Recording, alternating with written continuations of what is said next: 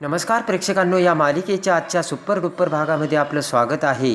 आणि त्यामध्ये इकडे त्यानंतर आता स्वानंदी विचारात पडलेली असते की फोटो सेशन करायला आपण कसं जायचं. तेवढ्यात आता इकडे मंदाकिनीने मलिकाला सांगितलेलं असतं की आता ना स्वानंदी सांगत होती फोटो सेशनला जायचं आहे, सगळा काही खर्च येणार आहे, तेव्हा काही पैसे उधार मिळतील का. आणि हे आता समरला आठवते आणि मलिकाने सांगितलेलं असतं की उद्या ना आम्ही तुम्हाला नक्की कळवू. तर मंदाकिनी म्हणते कळवा बरं का. आणि मलिकाने फोन ठेवता समरला सांगितलेलं असतं की बघितलं का समर, ही अशी लोक आहेत. इकडे आता मलिका म्हणते बघितलं का, उघड उघड पैसे मागतात आपल्याकडे आणि लग्नानंतर काय होईल समर, तू याचा विचार कर.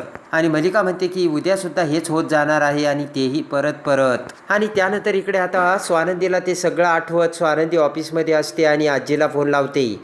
आजी आता स्वानंदीचा फोन उचलत म्हणते का गं स्वानंदी. तेव्हा आता स्वानंदी म्हणते की आजी हे कसे आहेत. तर हसतच आजी म्हणते की तो ठीक आहे का आता.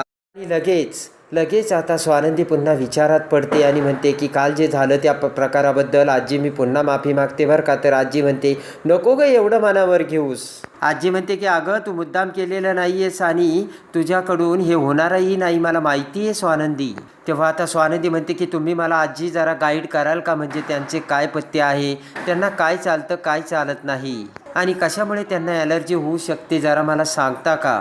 आता स्वानंदी म्हणते की जायफळ सोडून म्हणजे त्यांना कुठल्याही पदार्थाची आता ॲलर्जी नाही आहे ना. तर आजी म्हणते की त्याला पदार्थाची तशी ॲलर्जी नाही आहे, पण त्याला माणसाची ॲलर्जी आहे आणि ती ॲलर्जी सगळ्या माणसांसाठी नाही बरं का. त्याच्या जी जवळची माणसे आहे ना त्यांच्यासाठी तो जीवसुद्धा देऊ शकतो स्वानंदी. स्वानंदी म्हणते की त्यांना एक सांगा ना, जीव देण्यापेक्षा आपल्या माणसांना जीव लावा म्हणजे झालं. आता आजी म्हणते की पिंट्या दादाला माणसांची खरंच आवड आहे आणि खाण्यावर तो मनापासून प्रेम करतो स्वानंदी. तेव्हा आता स्वानंदी म्हणते की मी हळूहळू सगळ्या गोष्टी शिकून घेईल आजी, पण मी आता जरा कामात आहे. आणि स्वानंदी फोन ठेवतच आता स्वतःशीच म्हणते जेवणावरती प्रेम करतो, जेवणाऱ्या माणसावरती प्रेम करत नाही. आता इकडे पत्रिका कुठली डिझाईन करायची यासाठी एक माणूस समरकडे ऑफिसमध्ये आलेला असतो. समर आता अगोदर सगळी रूम सॅनिटायझिंग करतो आणि त्यानंतर आता समर म्हणतो की आम्ही एक काम करतो, सगळे तुमचे डिझाईन्स बघतो आणि नंतर जे आम्हाला डिझाईन पसंत पडेल ते आम्ही तुम्हाला सांगतो. आणि त्यानंतर इकडे आता समर एक डिझाईन फायनल करतो. आणि इकडे आता स्वानंदी ही दिवाळीचे दिवे लावत असताना इकडे समर आता स्वानंदीला फोन करतो. कानात हेडसेट घालून तिचे काम करत स्वानंदी म्हणते बोला ना. तेव्हा समर म्हणतो पत्रिका पाठवली. तर स्वानंदी म्हणते ठीक आहे. तेव्हा समर म्हणतो कोणाची पाठवली हे नाही विचारणार का. तर स्वानंदी आता अवाक होते. तेव्हा स्वानंदी म्हणते आता आल्यावर तर कळेलच ना. समर म्हणतो अच्छा. समर म्हणतो मग मी उगाच तुम्हाला फोन केला, आल्यावर तुम्हाला कळलंच असतं. आणि स्वानंदी म्हणते की आता सांगणार आहात का तुम्ही. समर म्हणतो की मग तुम्ही कुठे विचारलं. स्वानंदी म्हणते की आता सांगा बरं, सांगायचं असेल तर. तेव्हा समर म्हणतो तुम्ही आता कायमचं वाकड्यात का जाता हो. स्वानंदी म्हणते मी वाकड्यात जात नाहीये, फक्त भांडण वाढवत नाहीये. समर म्हणतो ते कसं. तर स्वानंदी म्हणते की अहो जर मी तुम्हाला म्हणाले असते तुमच्या बोलण्याने भांडण वाढतं, तर तुम्ही म्हणाला असतात की तुमच्याच बोलण्याने भांडण वाढतं, म्हणून त्यापेक्षा हे नकोच असे मी म्हणाले. समर म्हणतो की अहो तुम्ही समोरच्यांचं कधी ऐकूनच घेत नाहीये, मी स्वतःहून तुम्हाला फोन केलाय. समर म्हणतो मी तुम्हाला काहीतरी सांगायचा प्रयत्न करतोय, तेव्हा तुम्ही काहीतरी इंटरेस्ट दाखवा. समर म्हणतो की त्यापेक्षा पत्रिका कुणाची हे तर विचारा. स्वानंदी म्हणते कुणाची.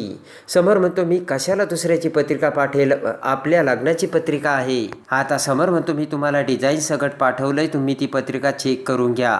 स्वानंदी म्हणते की याचा तर मला अंदाज होताच. समर म्हणतो तुम्ही तर फारच ग्रेट आहात. तर स्वानंदी म्हणते थँक्यू. आता समर म्हणतो की आनंद तुमच्याकडे पत्रिका घेऊन येईल, तुम्ही ती पत्रिका व्यवस्थित बघा. तर तेवढ्यात आनंद हा पत्रिका घेऊन स्वानंदी समोर आलेलाच असतो. आणि लगेच आता स्वानंदी म्हणते की तुम्ही सगळे कॉन्फरन्सवर आहात का, आनंद दादा आले सुद्धा माझ्या समोर. तेव्हा समर म्हणतो आनंद दादा. स्वानंदी म्हणते मग काय म्हणू. समर म्हणतो चला ठीक आहे काही बी म्हणा. आणि आता आनंद स्वानंदीला त्याच्या पिऊनच्या हातातील पत्रिका दाखवतो आणि ती पत्रिका बघत स्वानंदी म्हणते की ही पत्रिका आहे का. समर म्हणतो बघितली का पत्रिका आणि कशी वाटली. तर स्वानंदी म्हणते हो बघितली ना, खूप मोठी पत्रिका आहे. स्वानंदी म्हणते की अहो ही अशी कशी असते पत्रिका आणि तुम्ही काय पाठवलं. की हे तर खूप महाग वाटतं. तर समर म्हणतो की अहो चांगली वाईट नाही आवडली हे सांगा ना. स्वानंदी म्हणते की अहो हे तुम्ही जे काही पाठवलं त्यात आवडण्यासारखं काय आहे. स्वानंदी म्हणते की एवढे पैसे कशाला खर्च करायचे, साधं निमंत्रण तर आहे. स्वानंदी म्हणते की आणि लोक काय आपल्या शब्दांवर सुद्धा येतात, मग एवढे पैसे खर्च करायचे कशाला. समर म्हणतो मला आवडली, मी फायनल केली, मी एवढा विचार करत नाही. समर म्हणतो मी फायनल करतो. तर स्वानंदी म्हणते ओके. समर म्हणतो आता हे ओके कशाला. आणि आता समर म्हणतो मी ठेवतो फोन. स्वानंदी म्हणते बरं ओके. समर म्हणतो परत ओके. स्वानंदी म्हणते की मग नको ठेवू असं म्हणू का. आता समर जाम भडकलेला असतो आणि लगेच आता फोन ठेवता क्षणी स्वानंदी आनंदला म्हणते की सॉरी अहो हे सगळं तुम्हाला ऐकावं लागलं.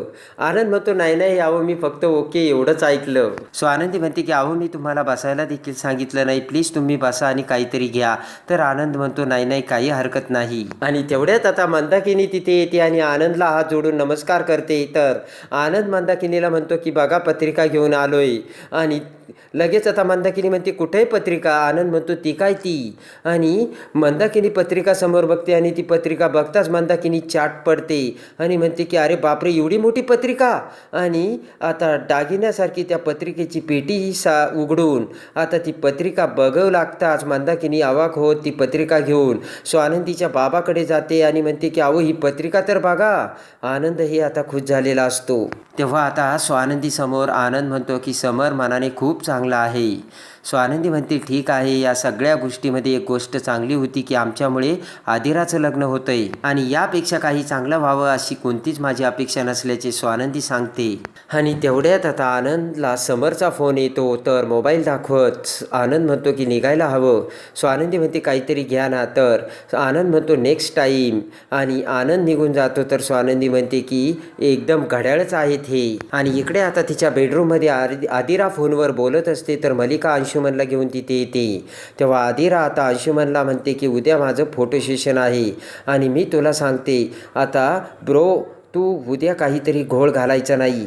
रोहनच्या घरच्यांसमोर जर तू काही घोळ घातला तर गाठ माझ्याशी आहे. मलिका म्हणते की बेबी डॉल कूल डाऊन. मलिका म्हणते की अंशुमन फक्त तुझ्या सोबतीला राहणार आहे. तर आदिरा म्हणते की त्याची काहीच गरज नाही.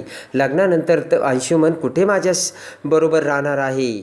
तर मलिका म्हणते की पण लग्नाच्या अगोदर नाही ना, तुला लग्नाच्या अगोदर त्याला बरोबरच ठेवावं लागेल. मलिका म्हणते अजून तुझं लग्न झालं नाही आदिरा. आणि आदिरा म्हणते ओके फाईन पण तुला लास्ट वॉर्निंग अंशुमन. आणि आदिरा तिथून निघून जाते. तर अंशुमन म्हणतो की डोंट वरी मॅम मी सगळं मॅनेज करतो. इकडे आता दुसऱ्या दिवशी समर हा स्वानंदीला फोन करून म्हणतो निघालात का.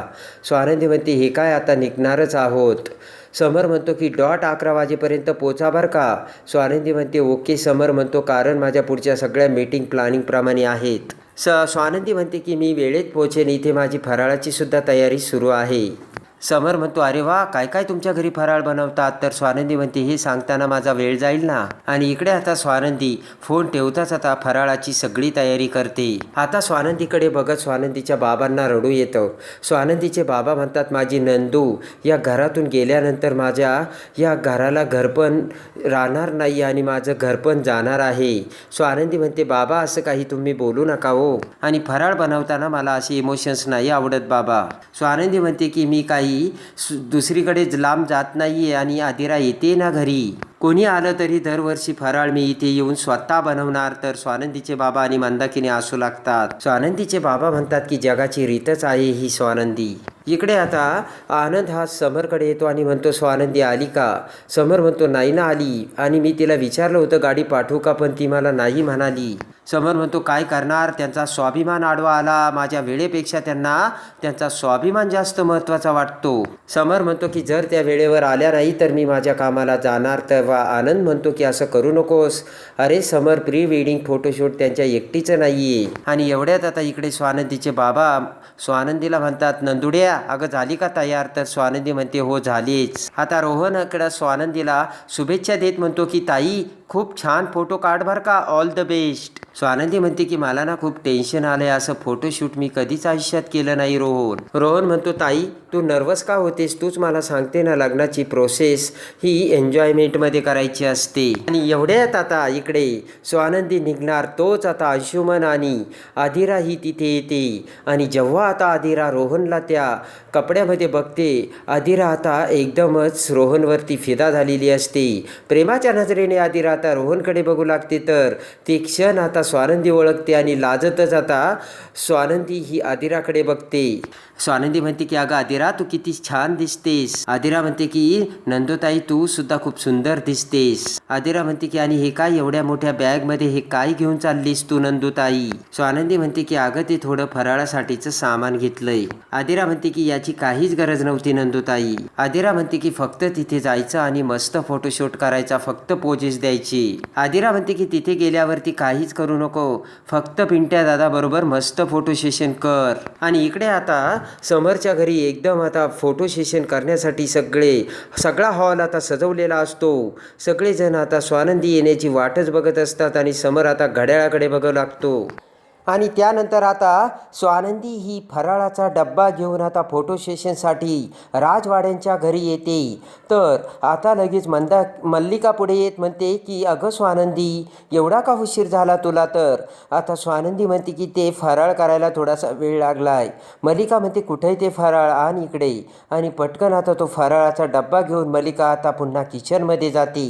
इकडे आता तोपर्यंत सगळी फोटो सेशनची तयारी होते. आणि इकडे आता समर आणि स्वानंदी हे मस्त पोजेस देऊन आता फोटो सेशन करतात. पण त्याच वेळेस मल्लिका आता ते सगळं फराळ पुन्हा गॅसवर ठेवते आणि गॅसचा आता बटन एकदमच पॉवरफुल करून आता ते फराळ मल्लिका जाळू लागते. पण आता मल्लिका ते फराळ जाळत असताना पाठीमागून आता स्वानंदी ही पुन्हा आता मल्लिकाला तिथे येऊन कशी रंगे हात पकडते आणि दुसऱ्यांदा स्वानंदीला तोंडावर पाडण्याचा प्रयत्न करणाऱ्या मल्लिकाचा खरा चेहरा स्वानंदीसमोर येऊन स्वानंदी आता सगळ्यांसमोर मल्लिकाचे ते कटकारस्थान सांगून मल्लिकाला कसे तोंडावर आपटवते हे बघण्यासाठी आणि या मालिकेच्या डेली अपडेटसाठी आपल्या चॅनलला लाईक करा, सबस्क्राईब करा.